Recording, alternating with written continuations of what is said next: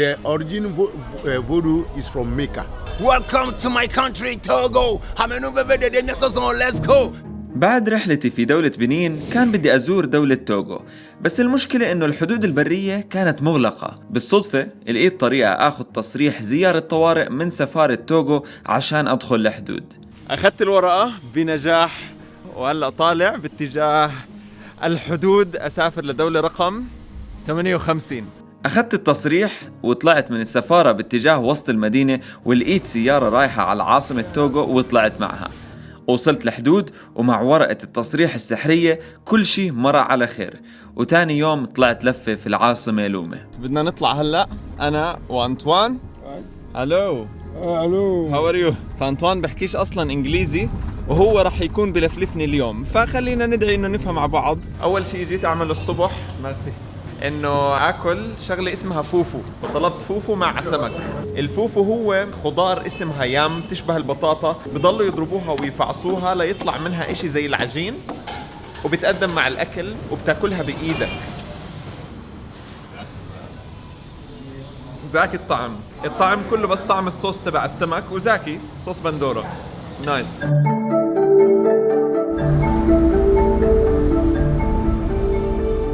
وصلت الفتش ماركت في مدينة لومة في توغو، وأول ما وصلت بلشت الشغلات الغريبة. لقيت الناس كلهم متجمعين حوالين برميل فيه تمساح وعم بيحاولوا يثبتوا التمساح، مش فاهم شو قصته. طلع في حدا جايب التمساح بده يبيعه للكاهن تبع هاي المنطقة، لأنه ممكن يستخدموه في شفاء الناس، يعني الأمراض الروحانية. كلمة فتش بالإنجليزي مرتبطة بالرغبات الجنسية الغريبة، لكن هون مفهومها مختلف. الفتش ماركت هو سوق تقدر تشتري فيه حيوانات ميتة، بهارات معينة، وكل هاي الشغلات اللي ممكن يحكي لك تشتريها الكاهن عشان يشفيك من مرض روحاني معين. You know, like 70 years ago in Africa, our grandfather did not get hospital. When you get sickness, the first time you have to go and see the voodoo priest. After consultation, they will prescribe the animal on the paper. And then you go and buy. If you buy, you have to give in to the voodoo priest. So sometimes they can make other in powder to make the ceremonies. If it's a spiritual sickness, it's only the voodoo priest can help you get a healing.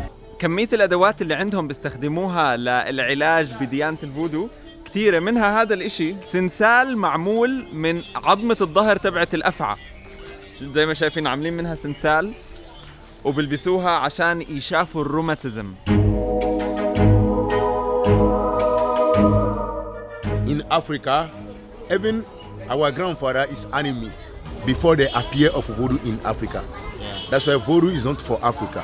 It's import in Africa. The origin voodoo is from Mecca. Mecca? Yes. Really? Like people I think that voodoo is bad. Normally voodoo is not bad. He gets two faces like the other religion, the white and the bad.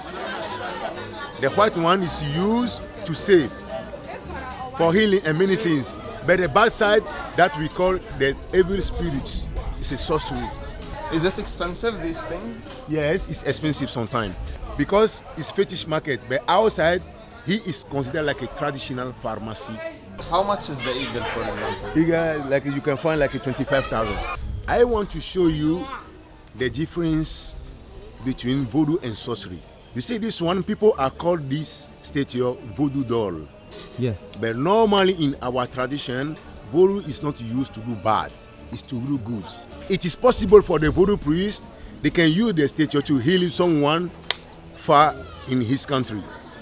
Even when you stay in Europe, you stay in Spain, he will represent you with the statue. So he will make the ceremonies in the name of the person on the statue, so you get the healing. On the same way, people are like to do bad side. When you sleep in the night, your spirit will go out in you. He will call the spirit will enter the statue before he will do bad. والله جدا مثير للاهتمام هذا السوق. كل زيارتي على دولة توغو وبنين اني اتعرف اكثر على ثقافتهم هون وديانة الفودو تحديدا، فهلا تقريبا تعلمت اكثر معلومات. We use this one to consult the present, the past and the future. With this one we use for protection. We just cut small pieces for leopard, hyena, lion, different kind of animal pharaohs. After make other in powder, You have to put in a glass, you add the alcohol you drink. It's like you get the power of the animal in you. We have his statue of the god of the onion. You get one foot. That means we have a many kind of religion, but we believe in one God.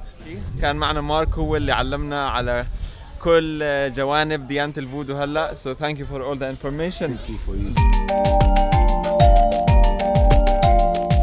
Emile Womile.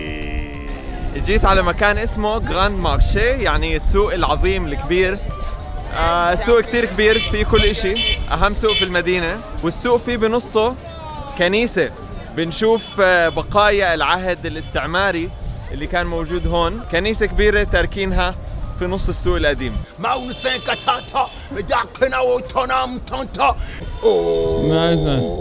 عمو أنطوان بحكي لي فيش داعي نقضي كتير وقت بهذا السوق لأنه ممكن يكون خطر. صراحة دايما باجي الأسواق هاي لحالي، قليل ولا عمره صار إشي، بس لما تيجي تسأل محلي بقول لك ما تروح، وهذا اللي صار هلأ. فلأني معاه وهو كتير خايف فقلت خلص خلينا نطلع. ومدينة لومة العاصمة غالبيتها جاي على الشاطئ، فإحنا هلأ على الشاطئ. هذا الشاطئ نفسه بيمتد لهناك باتجاه دولة بنين، وهون بس 10 دقايق مشي بتكون على حدود غانا. المدينة نفسها هاي جاي في بلدين، توغو وغانا. اليوم لأنه دوام فيش كتير ناس، بس بكرة عطلة بقول لي بكون فل. هذا كلياته بيجوا الناس هون بيجيبوا معهم السمك وبشووا.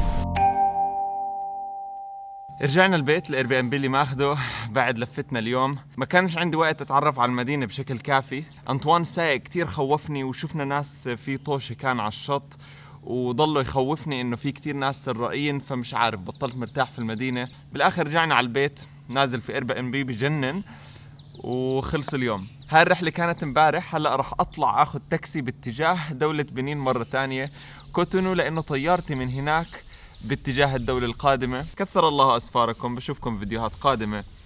سلام.